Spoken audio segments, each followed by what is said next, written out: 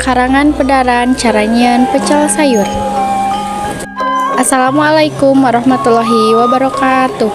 Tepangkeun wastapun Neneng Elis Badriah ti kelas 12 IPA 2. Di dieu abdi bade ngajajarkeun cara ngadamel pecel sayur.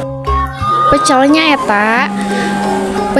eta kadaharan anu diwangun ku sababaraha jenis sayuran sapertos toge, bayam, kol sareng sadaya bahan ieu dikucuran ku bumbu pecel.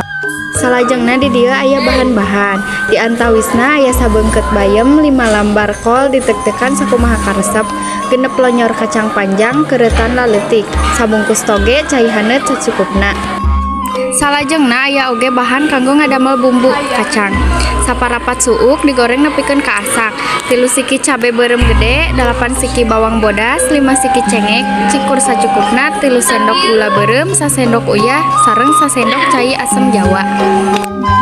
Cara ngadamelna nyaeta nu kahiji goreng cabe beureum gede, cengek jeung bawang bodas nepikeun ka asak.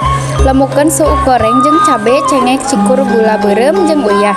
Nu kadua tambahkeun cai asam jawa jeung cai haneut, galokeun nepi ka campur rata. Nu katilu seupan daun bayam, kol, toge, kacang panjang nepi ka asak terus diangkat. Nu kaopatna siapkeun wadah, bereskeun sayuran dina wadah, kucurkeun make bumbu pecel di luhurna. Sareng nu terakhir sayagikeun pecel. Sakitu wae anu tiasa ku abdi dipika hatur nuhun. Wassalamualaikum warahmatullahi wabarakatuh.